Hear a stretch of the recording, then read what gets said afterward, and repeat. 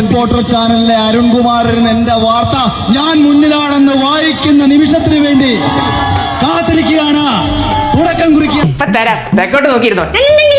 തൃക്കാക്കരയിൽ 50,121 വോട്ടുകൾക്ക് മുന്നിലായത് ഉമാ തോമസ്. രണ്ടാം സ്ഥാനത്തുള്ളത് UDF. മൂന്നാം സ്ഥാനത്തുള്ള ആളുടെ പേരാണ് അഖിൽ രാജ് എന്ന അഖിൽ മാരാർ.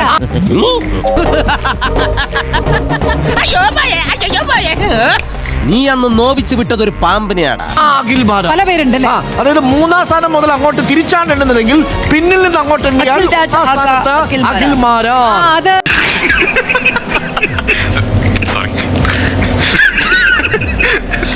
ഡോക്ടർ അരുണോട് പറയാൻ പറഞ്ഞു. അത് ഞാൻ കൃത്യമായി പറഞ്ഞിട്ടുണ്ട്, വളരെ കൃത്യമായി സ്പഷ്ടമായി പറഞ്ഞിട്ടുണ്ട്. ഇനി റിപ്പോർട്ടർ ചാനലിലെ അരുൺകുമാറിന് എന്റെ വാർത്ത ഞാൻ മുന്നിലാണെന്ന് വായിക്കുന്ന നിമിഷത്തിന് വേണ്ടി കാത്തിരിക്കുകയാണ്.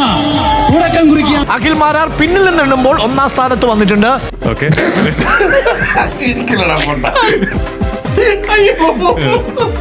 ചില പ്രേക്ഷകരെങ്കിലും കരുതിയിരുന്ന തൃക്കാക്കരയിലെ റിസൾട്ട് ഞാനങ്ങ് പറയുകയാണ്. അഖിൽ രാജ് എന്ന അഖിൽ മാരാർ 10,000 വോട്ട് പോലും തിരിച്ചു പിടിച്ചിട്ടില്ല എന്നുള്ള കാര്യമാണ്. എന്തൊക്കെ മേളായിരുന്നു, പാട്ട്, ഡാൻസ്, കൂത്ത്.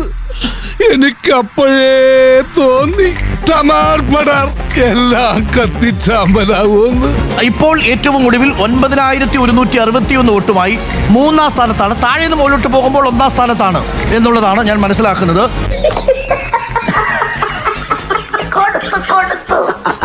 24,303 വോട്ടുകൾക്ക് അഖിൽ മാരാർ എന്ന അഖിൽ രാജ് എന്ന അഖിൽ കൊട്ടാത്തല ഇപ്പോൾ പിന്നിലാണ്. ചട്ടമ്പിയായി ജനിച്ചു പോയില്ലേ, ഓടാൻ പറ്റുമോ? പലപ്പോഴായിട്ട് ഓടിയിട്ടുള്ളല്ലേ, പിന്നെന്താ? ആദ്യം യൂത്ത് കോൺഗ്രസ് ആയിരിക്കുകയും പിന്നീട് കോൺഗ്രസ് പാർട്ടിക്ക് വേണ്ടി പിന്തുണ പ്രഖ്യാപിക്കുകയും പിന്നീട് അവിടെ നിന്ന് തിരിച്ച് യുവമോർച്ചയിലേക്കും BJPയിലേക്കും ഒക്കെ വന്ന് അവിടെ നിന്ന് 2020 വന്ന് മത്സരിച്ച അഖിൽ മാരാർ ഇവിടെ നിന്നാൽ എന്റെ പണി പോവും. ഇവിടെ കഷ്ടിച്ചു പിടിച്ചിരിക്കുന്നത് 9,161 വോട്ടുകളാണ്. 9,161 എവിടെ? തൃക്കാക്കരയിൽ. വെല്ലുവിളികളാവാം, പക്ഷേ അത് നിന്നേക്കാൾ 4-5 ഓണം കൂടുതലുണ്ടവനോടാവരുത്. അപ്പൊ സന്തോഷമായല്ലോ എല്ലാവർക്കും. ഓക്കെ, ഡോക്ടർ അരുൺകുമാർ, നമ്മൾ ഈ അഖിൽ മാരാറിനെ ഒന്നും ഈ സമയത്ത് അങ്ങനെ പറയാൻ പാടില്ല ഡോക്ടർ അരുൺകുമാർ. കാരണം പിണറായി വിജയൻ പിന്നിൽ നിൽക്കുന്ന സമയത്ത് എന്ത് അഖിൽ മാരാർ? അല്ല